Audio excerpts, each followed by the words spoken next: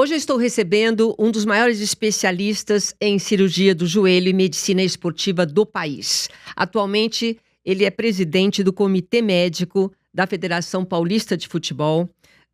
Tem uma participação marcante nos bastidores do futebol e também na formação de gerações de profissionais de saúde.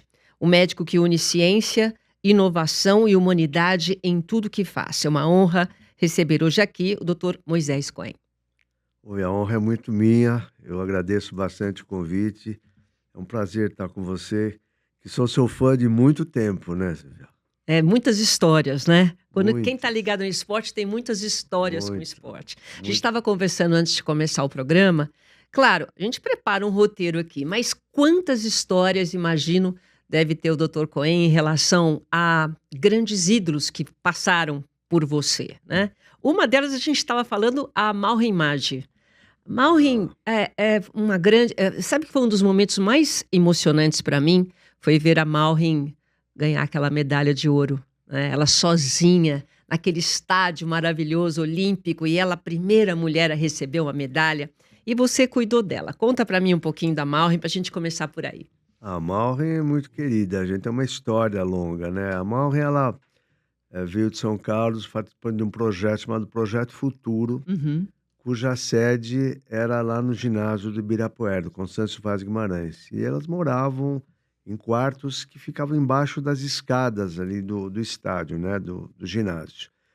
E, obviamente, não tinha todo o suporte, e eu, fazendo parte da Escola Paulista de Medicina, tinha recém-criado o Centro de Medicina Esportiva, de Traumatologia do Esporte, e eu tinha lá uma estrutura pequena, tinha os médicos interessados, só faltava o atleta, né? Ah, Então, interessante. aí o que a gente fez? Eu fui conversar com o secretário de esportes, oferecer atendimento A tua aos estrutura. atletas dentro do Constâncio Vaz Guimarães.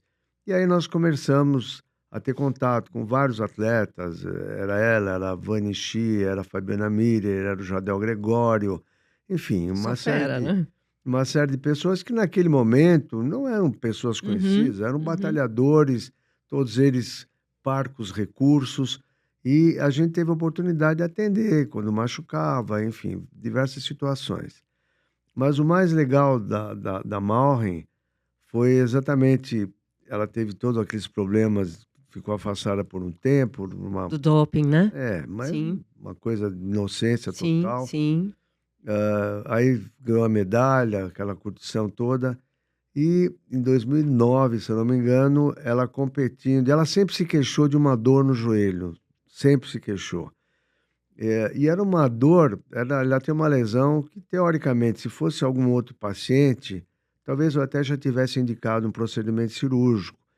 Mas a minha responsabilidade era muito grande, porque é diferente do futebol. Futebol você tem mais 10.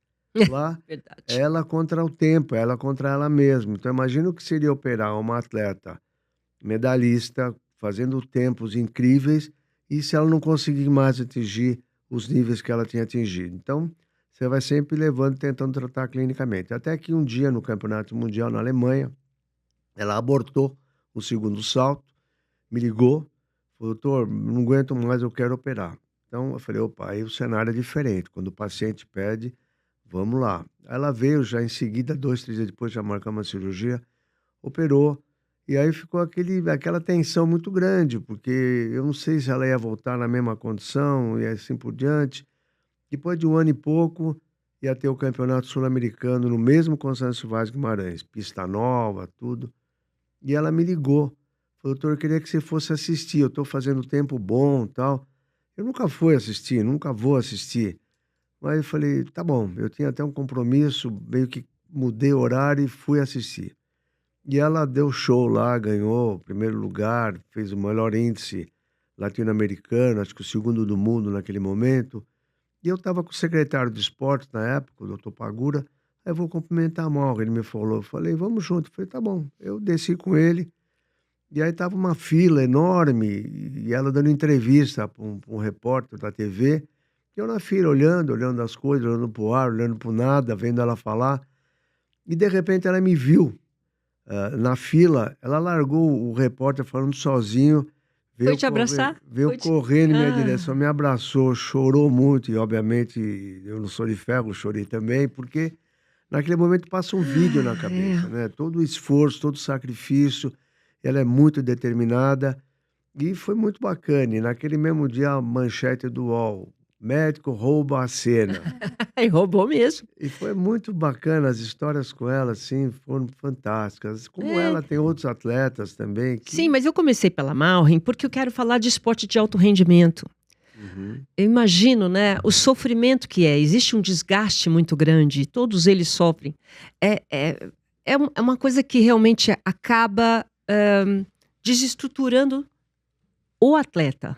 O esporte rendimento não é saúde, né, doutor? É, não é. Aquela máxima no pain, no gain, ou seja, se você não tiver dor, você não vai vencer, isso hoje está sendo deixado um pouco de lado, porque a gente procura realmente beneficiar mais o corpo, beneficiar mais a estrutura.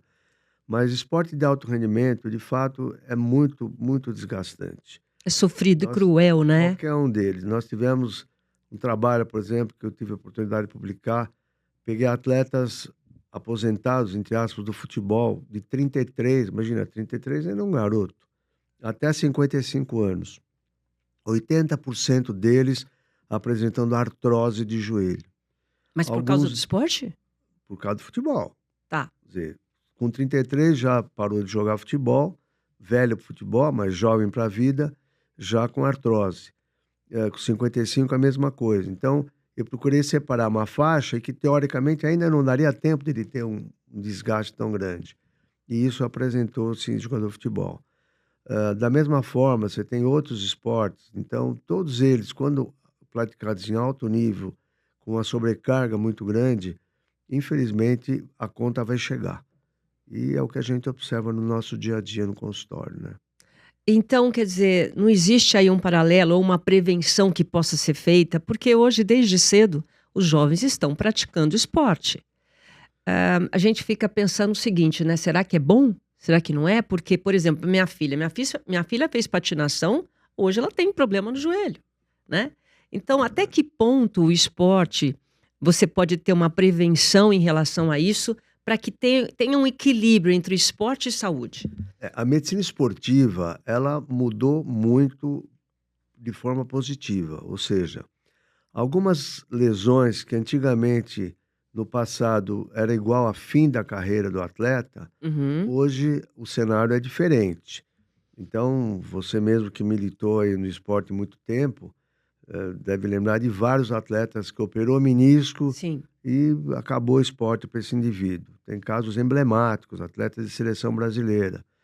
Ou lesou ligamento e não se operava na época, rapidamente ele também terminava a carreira. Hoje, existe uma outra consciência. Então, por exemplo, menisco é uma coisa comum, mas praticamente, se você tem um atleta que teve uma lesão de menisco, quase nunca a gente tira mais o menisco quando a lesão é extensa. A gente sutura, dá ponto, preserva o menisco. Tá. Ligamento cruzado, a mesma coisa, se opera muito mais. Então, existe hoje um conhecimento maior, técnicas melhores. A gente procura hoje reproduzir a anatomia, porque nada é melhor do que aquilo que o Papai do Céu fez. É, A né? Não gente tem tenta jeito, né? reproduzir, e é em cima disso que a medicina esportiva veio ganhando e dando mais qualidade de vida para os atletas. A tecnologia associada a isso, então, o uso de robótica, o uso de diversas técnicas que permitiram a gente hoje fazer algo muito melhor do que no passado. E a reabilitação, sem sombra de dúvida, a gente procura hoje também, entendendo melhor e conhecendo melhor tudo isso, reabilitar o atleta mais precocemente. Embora você falou no joelho, né, da sua filha, existia uma máxima que a gente sempre brincava, era até um motivo de gozação, porque teve uma vez que eu estava nos Estados Unidos e um professor apareceu na clínica com uma camisa escrito em inglês, obviamente, mas o resumo era assim: eh, cabeça, joelho e relógio, mexeu, nunca mais Nunca mais fica vai ser igual. igual? Então, Cabeça, joelho, lógico. É. então é mais ou menos isso que É. acontece. Claro que, obviamente, hoje não é tão assim. A gente sempre diz, de qualquer maneira, um joelho bom é um joelho bom, um joelho ruim é um joelho que não dá para praticar. E o joelho operado um não é igual ao outro. Então, eu acho que melhoramos muito a medicina esportiva, temos hoje condições de devolver o atleta muito melhor do que no passado, mas o alto rendimento continua sendo um fator aí desgastante. Você, como um médico que trabalha diretamente com esses atletas, e em algumas competições também importantes, né? Copa do Mundo. Nós estamos falando aqui da Mauro, mas é muito mais futebol, né? É, eu fico imaginando assim, num jogo de futebol, ou mesmo num momento de, quem sabe, ganhar uma medalha, você ter que decidir que tipo de manobra ou de coisa que você possa fazer para salvar aquele atleta. Às vezes uma cirurgia ou às vezes uma infiltração. É uma decisão que você pode prejudicar o atleta para sempre ou até perder uma medalha. Essa pressão de decidir, você como médico, num esporte de ponta, como é que é? Hoje, Silvia, felizmente, as pessoas são mais esclarecidas e entendem melhor. Então, hoje, por exemplo, fazer infiltração para jogar amanhã é algo que praticamente está meio que já no passado. Ah, não é mais? Porque eu Não, lembro que era normal, né? cortisona, não, temos casos emblemáticos, casos de atletas que tomavam 50, 60 infiltrações, tem um médico famoso do passado, e esses atletas, eu tive a oportunidade de tratar de um deles, numa dessas, que foi a última, né, ele teve uma infecção, e praticamente aquilo acabou a carreira definitivamente do indivíduo. Então, eu acho que a gente faz tudo que pode para o atleta voltar e tem que avaliar muito o momento em que ele vive. Se eu tiver, por exemplo, que fazer uma cirurgia, uma lesão pequena de menisco, mas ele é garoto, ele é jovem, ainda que seja pequeno, eu vou tentar preservar. Ah, doutor, mas vai demorar mais para recuperar, vou ter mais trabalho, mas a tua vida vai ser melhor. Agora, eu tive casos de atletas, por exemplo, que já está em fim de carreira, último ano que ele está fazendo. Se eu for fazer um reparo, alguma coisa assim, ele vai ficar parado um ano, às vezes, para voltar, Uhum. então não vai voltar mais. E essas são situações que às vezes não dá para você ser by the book. A gente tenta ser o mais acadêmico possível, mas às vezes você acaba tendo que sair fora, mas nunca pensando de que vai prejudicar o doente, nunca deixando isso vir à tona. Ou seja, se vai prejudicar, você tenta sempre usar o caminho melhor para o atleta. E, excepcionalmente, você acaba tendo que fazer algum procedimento que talvez no mais jovem a gente não faria. Mas teve algum momento, algum atleta em específico que você possa contar, que você teve que decidir o que fazer numa competição importante ou num jogo de futebol? Olha, assim que eu Vai jogar, tivesse. doutor? Não vai? Ele vai entrar, doutor? Não vai? Alguma coisa que dependia da sua opinião? Não, eu só me lembro de alguns casos onde, por exemplo, hoje é muito comum que você faça uma cirurgia e você coloque o indivíduo para fazer o retorno a pré-volta, né, que será a fase de transição que a gente chama, que ele vá para o campo, que ele vá na grama, tudo mais.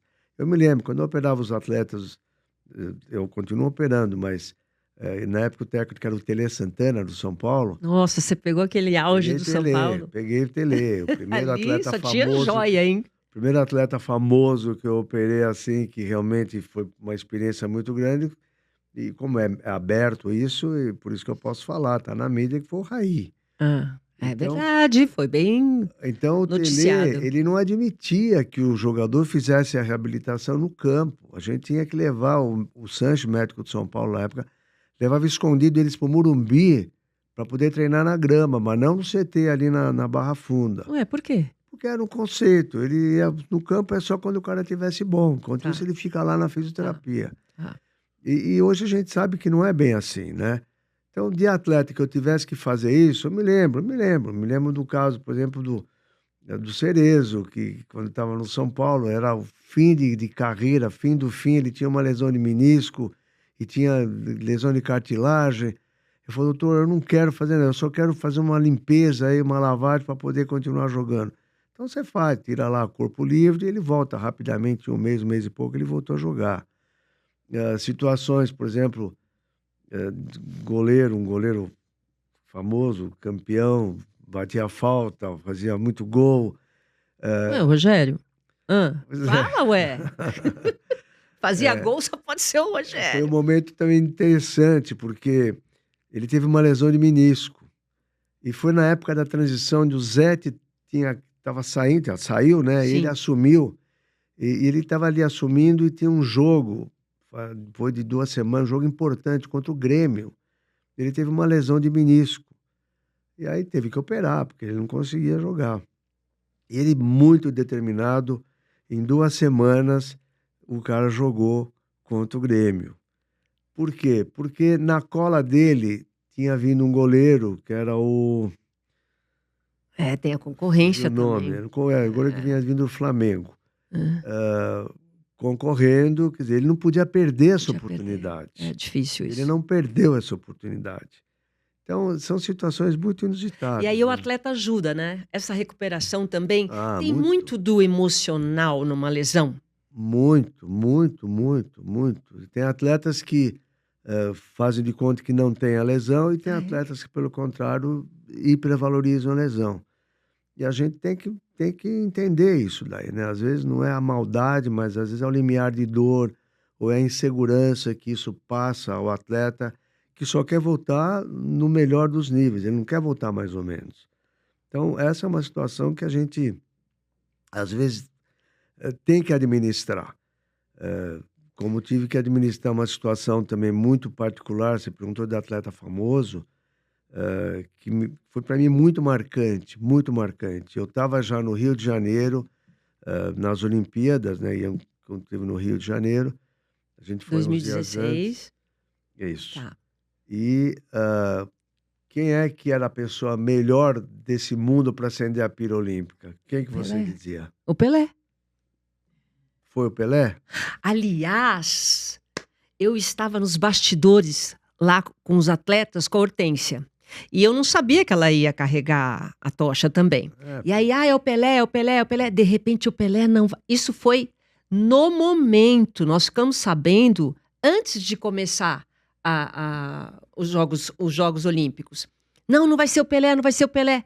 Ele desistiu e era você que estava por trás disso? Eu fiquei sabendo 2 dias antes que não ia ser o Pelé. O que aconteceu nesse bastidor? Ele me ligou, ele falou, Doc, preciso de um favor. Porque ele era muito amigo, paciente muito amigo. Eu preciso de um favor.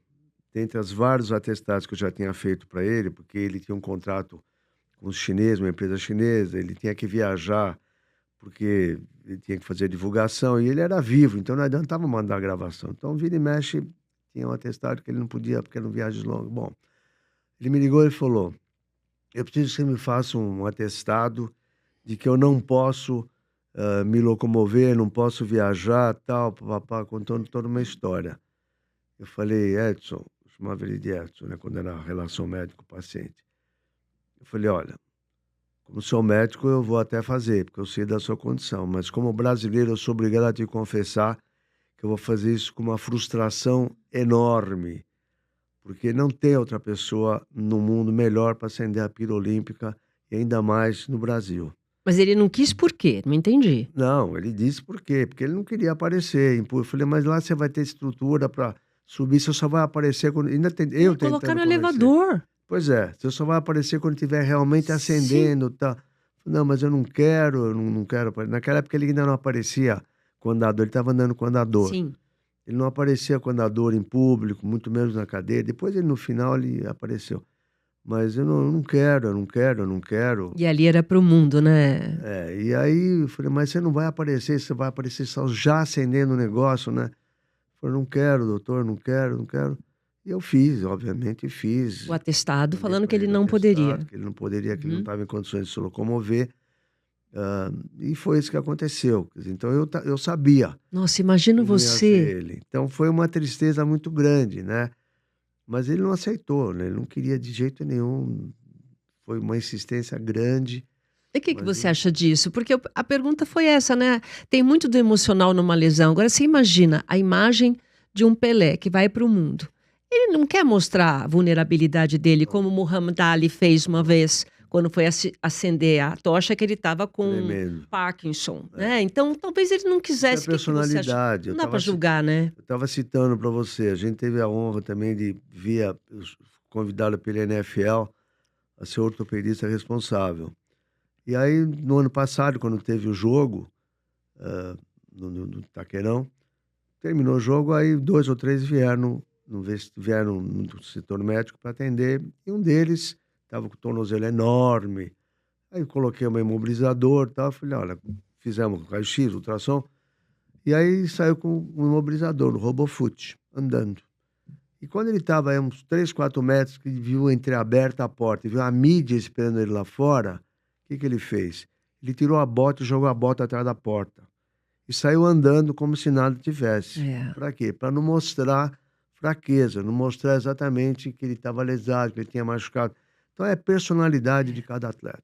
E a gente tem que respeitar. No Com caso, o Pelé certeza. foi realmente uma pena, porque o mundo estava esperando essa imagem A que gente tem uma realmente não existiu. experiência assim muito linda. A gente aprende muito com essas pessoas, né? Aprende com Pelé, aprende com o Lars Grael da vida, que é outra pessoa querida e amada com Veio quem aqui antes de você.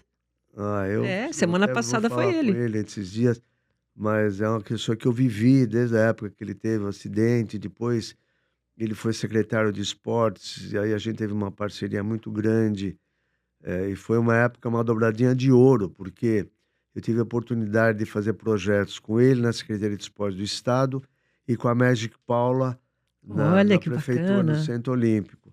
Então foi muito bacana. Então tem pessoas no esporte espetaculares que realmente têm uma história de vida, têm algo para transmitir para essas gerações e para todas as gerações que vierem daqui para frente, porque é muito lindo essas histórias. Você cuida, mas ao mesmo tempo você acompanha a superação, né?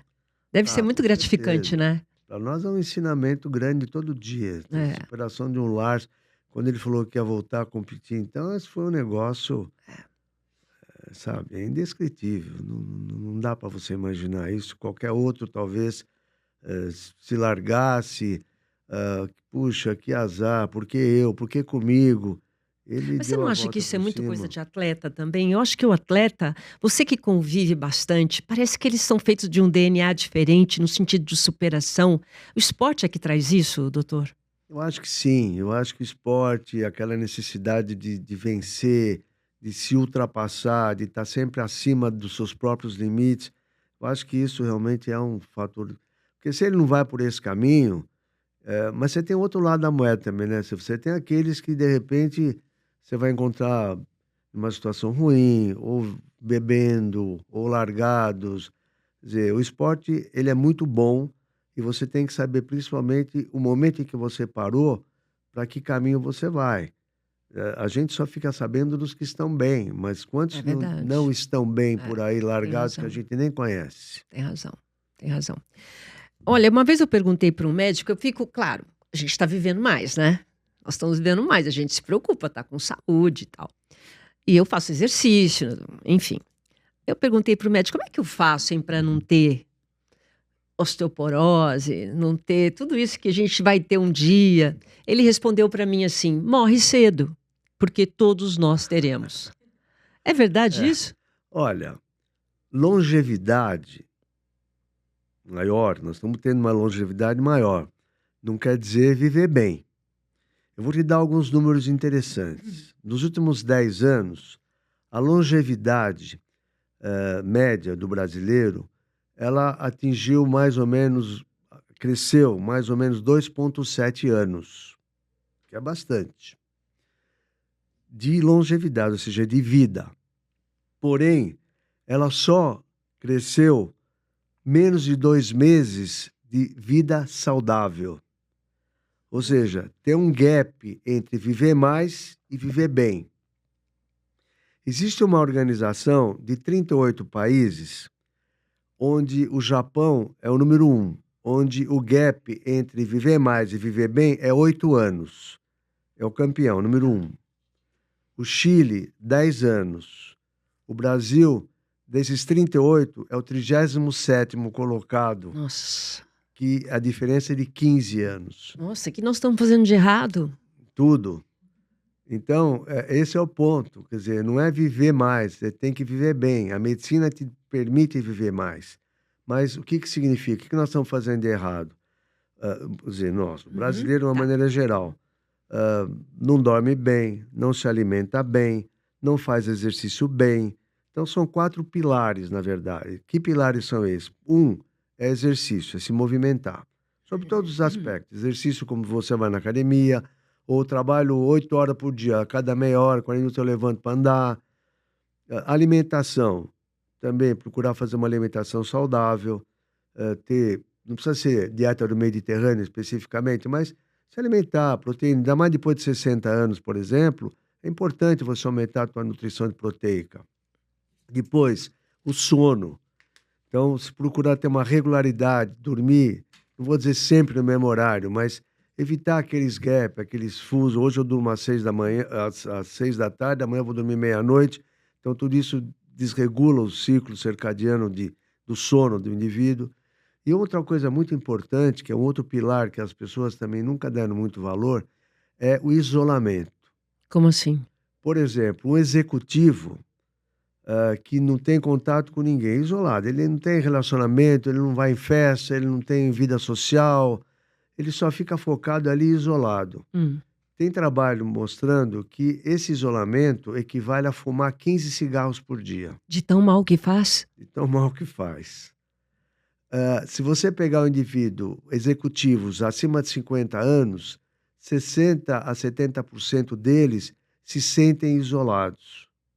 Tá. Então, isso vai também, acaba degradando a saúde do indivíduo, que é esse isolamento. Então, hoje é um elemento importante. Quando você vai numa empresa fazer hoje uma avaliação, como é que está sendo, um dos fatores mais importantes é o estresse, é o bullying ou o indivíduo que está se sentindo estressado, tem que parar de trabalhar, mas no fundo, é a falta de relacionamento, é a falta do contato. Então, esses pilares hoje têm muito a ver com a qualidade de vida. Não basta viver mais, tem que viver bem. Nossa, que importante isso. Quer dizer, de tudo isso que você falou, acho que o relacionamento está em primeiro, né? Eu não sei se está em primeiro, mas é muito olha, importante. É muito importante. mas isso, vamos lá, em relação a articulações, né? Porque, você sabe, doutor, eu fico pensando o seguinte: a medicina evoluiu, temos tecnologias, nós temos hoje, a gente toma vitamina, tem informação, a mulher está se cuidando na menopausa, mas só esqueceram de avisar o corpo. Porque a mulher fica na menopausa na mesma época de sempre, quando era antes. Tudo acontece como era antes. O corpo, ele não está acompanhando a evolução da tecnologia. Esse é um ponto muito importante. E quando fala corpo, Silvana, não quer dizer cirurgia plástica. Não, sim. Né? Porque às vezes você pega mulher, o mesmo homem, que faz muita cirurgia plástica hoje, um indivíduo com 70, 75, com um rosto de 50. Não combina. Então, o que acontece? É importante a atividade física, é importante. Você falou da osteoporose, por exemplo.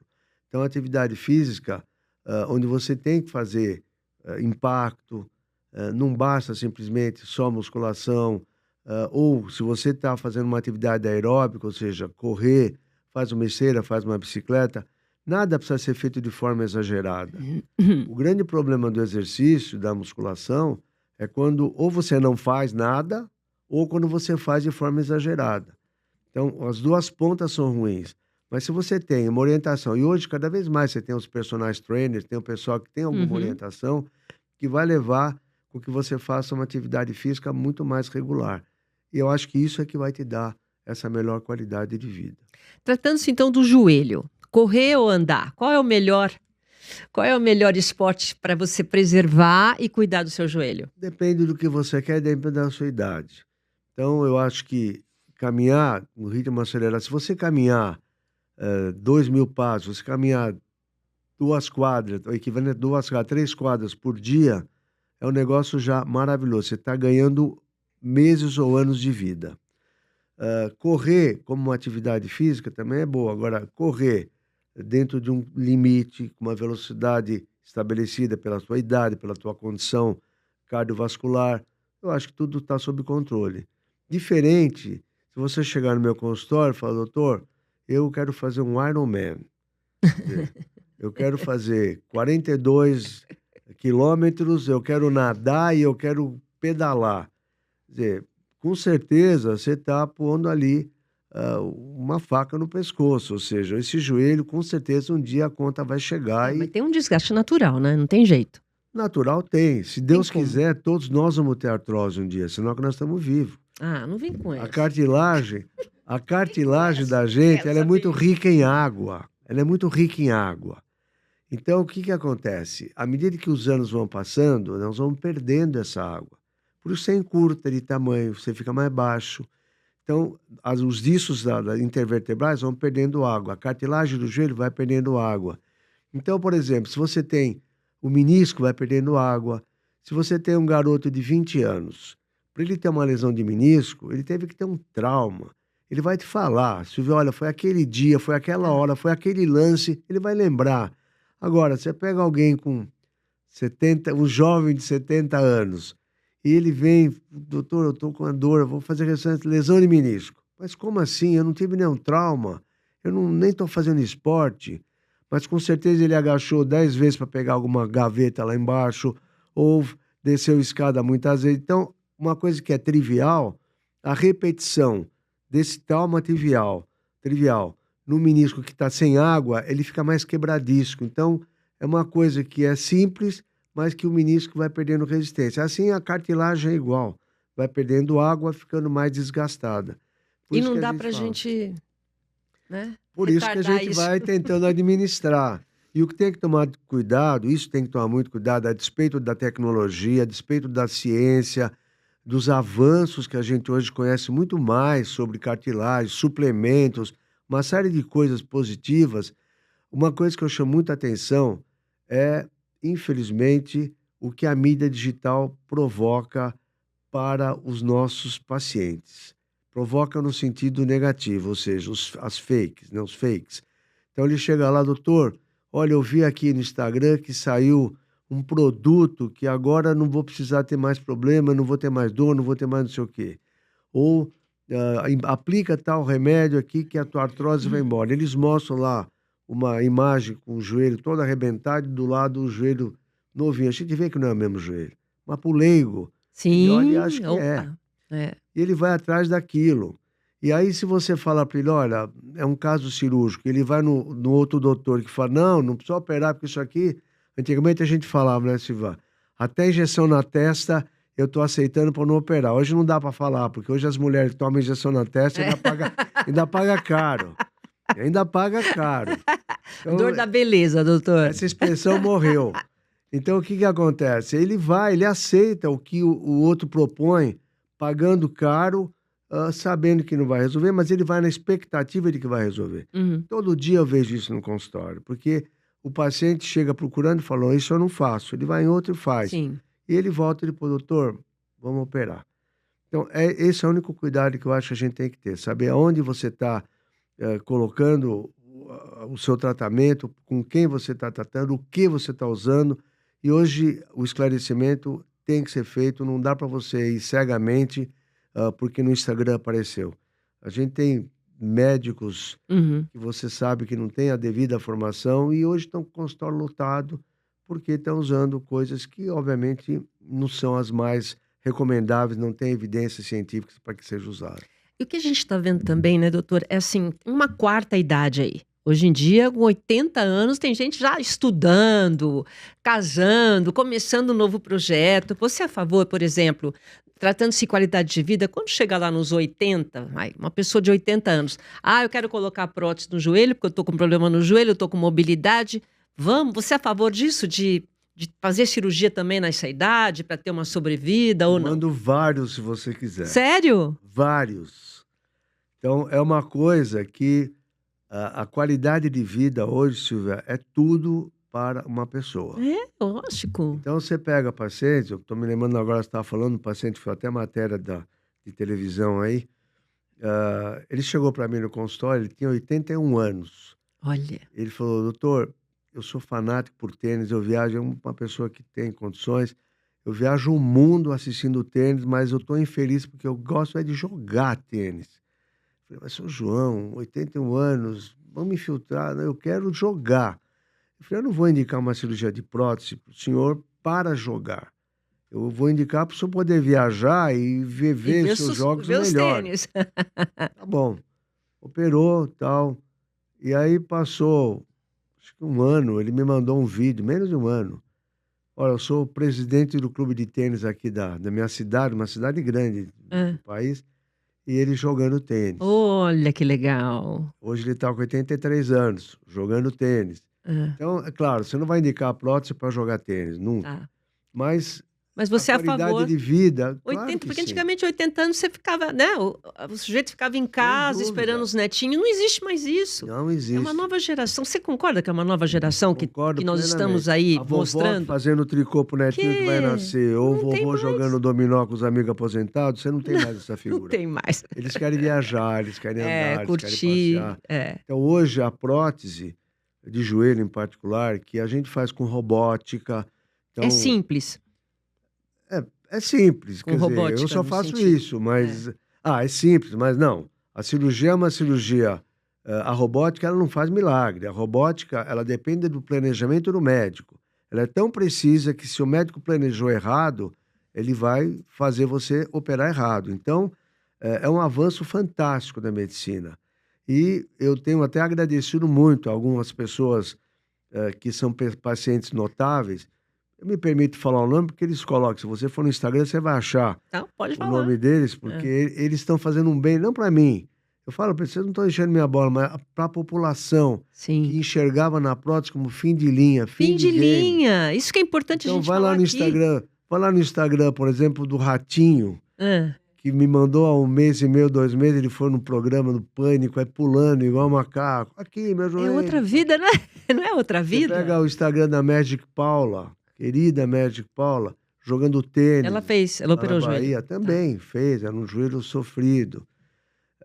Esse senhorzinho, outro que também me permite falar, porque ele me chamou no programa dele para poder falar sobre o assunto, o Márcio Atala, que apesar de ser jovem, Olha, o Marçatala também, olha mas ele quantas falava, coisas, quanto bastidor que a gente está tendo ele aqui. falava assim, falou, doutor, eu enrolei muito ele, porque ele é jovem. Ele é jovem e atleta, Aí faz ele, exercício, tudo. pois é, porque ele fala, doutor, cada vez que eu precisava para gravar o Fantasma no aeroporto, era um sofrimento no aeroporto para mim.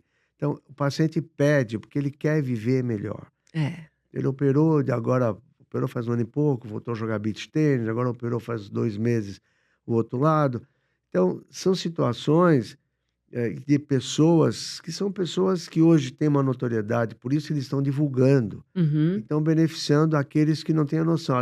Na cabeça dos pacientes, às vezes, você acha que vai pegar o joelho, corta em cima, corta embaixo, põe uma engrenagem no meio. Quando a prótese, o que Não que é. é? É uma jaqueta de dente, é uma capa. Olha que Você põe no legal. fêmur e uma capa que você põe na tíbia, e aí a articulação acontece. Simples. Então, são avanços que a qualidade de vida melhora muito e a longevidade permite operar esses pacientes, obviamente, com condições clínicas, né? Nossa, que maravilha. Eu sou super a favor. A gente estava conversando aqui também antes de começar o programa. Você, como presidente do Comitê Médico da Federação Paulista de Futebol, qual que é a sua maior preocupação? Qual que é o seu desafio nesse cargo, em relação ao futebol? Olha, eu acho que quando eu assumi o cargo, a gente tentou fazer algumas coisas. A primeira delas foi mostrar para os clubes que a figura do médico do esporte, o médico do futebol, era uma figura importante. Sempre o médico fica em segundo plano. Por que que eu falo que é importante? Porque um jogador lesado, ele não vai valer praticamente nada se ele não conseguir jogar. E quem vai dar essa condição para ele é o médico. Então, o que a gente procurou fazer? Dar formação para esses médicos, cursos. Ah, que legal. O Reinaldo, o presidente Reinaldo, uma cabeça incrível, Sim. ele me apoia em 200% de tudo que eu falo. Então, uma das coisas que nós fizemos, que eu tive a oportunidade até no Congresso Internacional, na FIFA, falar sobre esse tema, foi uma coisa interessante. Nós demos 60, ou seja, série A1, A2, A3, era 20 naquela época, agora são 16. Nós demos 60 malas de emergência com um desfibrilador dentro, com todo equipamento de Olha, que emergência para legal. atendimento no campo. E preparou esses profissionais. E preparamos, demos Tá. cursos para esses Sim, profissionais. sim.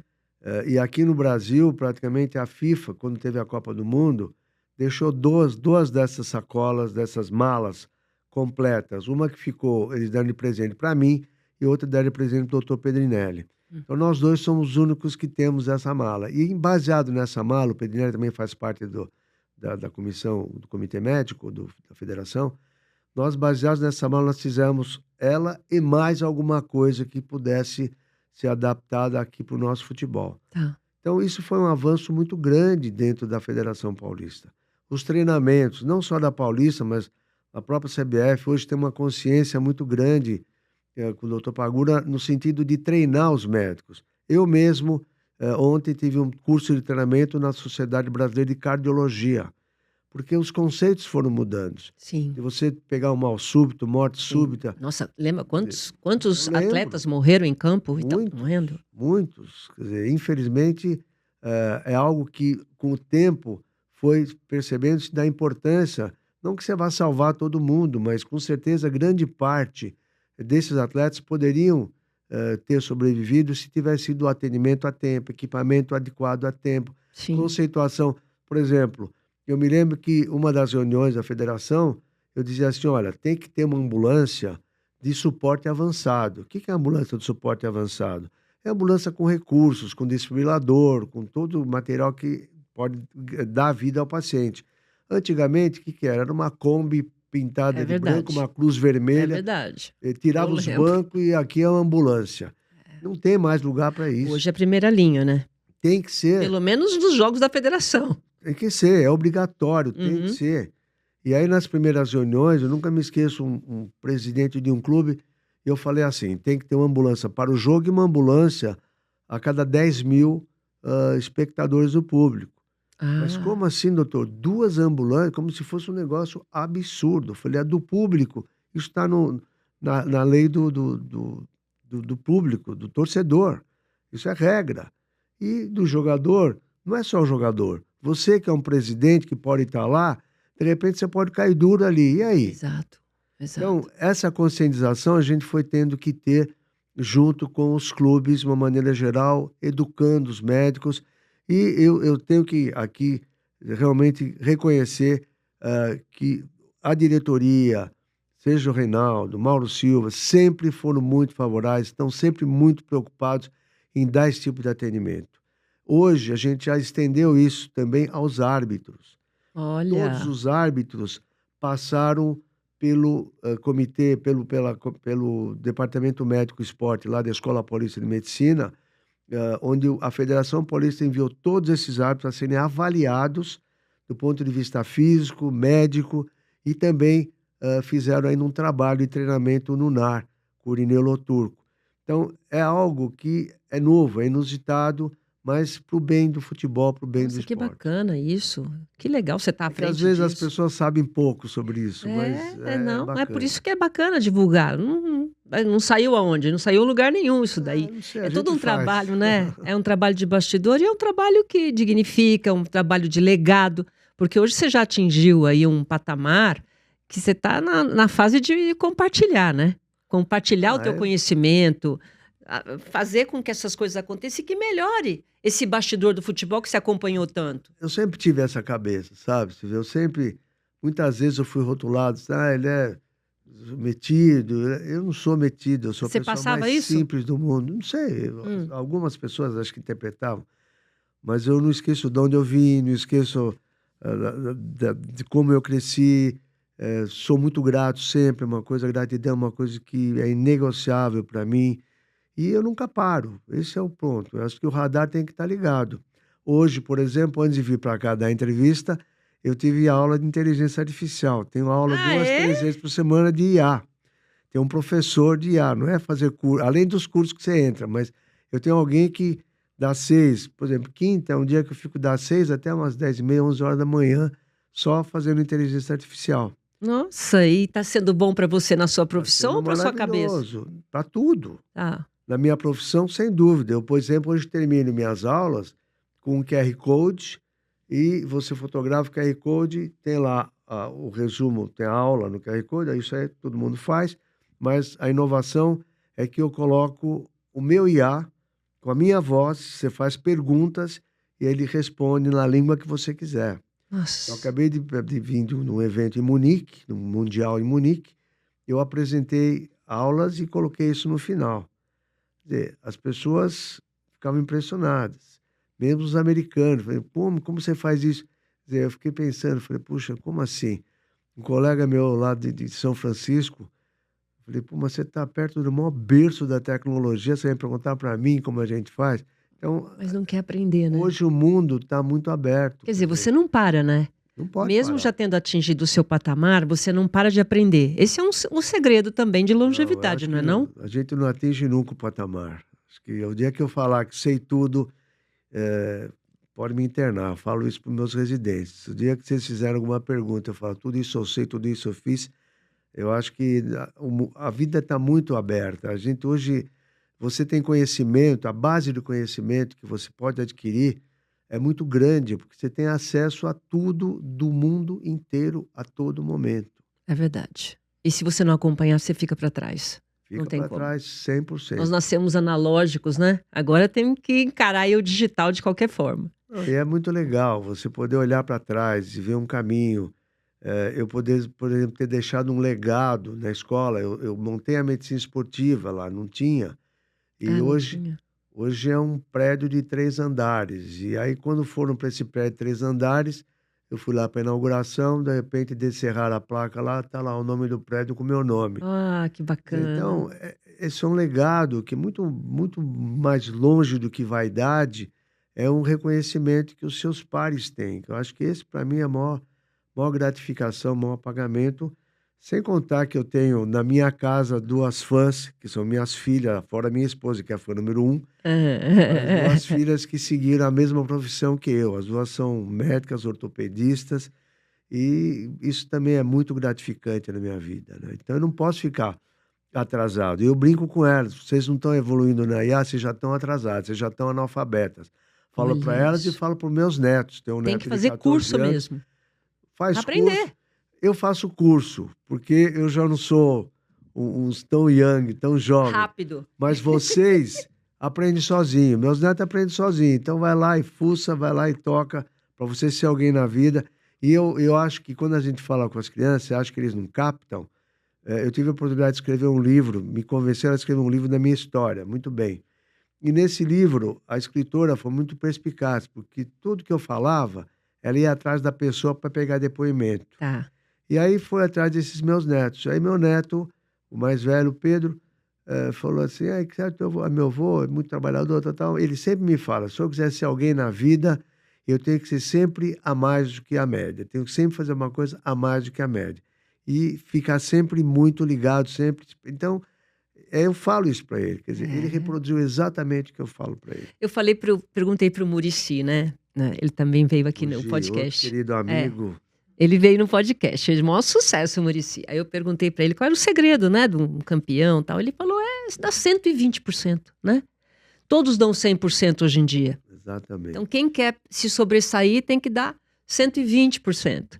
E é isso, Muricy né, tem que ser a Muricy mais. era um ídolo, é um ídolo, eu adoro ele, eu tive a oportunidade de tratar dele quando ele jogava no México. Ele tinha Então tá antigo isso aí, hein? uh, eu fiz cursinho com o irmão dele, o apelido dele era Mugi. É. E ele tinha sido operado por um médico, o doutor Bartolomeu Bartolomei, na época ele era médico da Santa Casa, Hã. onde eu fiz minha residência, que usou uma técnica maluca, que ninguém conhecia bem, e eu estava louco, ele lesou o outro joelho. E eu falei: "Mogi, não posso dar uma olhada com o artroscópio no joelho como ficou?" Ele não deixou, eu falei: "Não, esse não mexe". Aí eu operei o outro.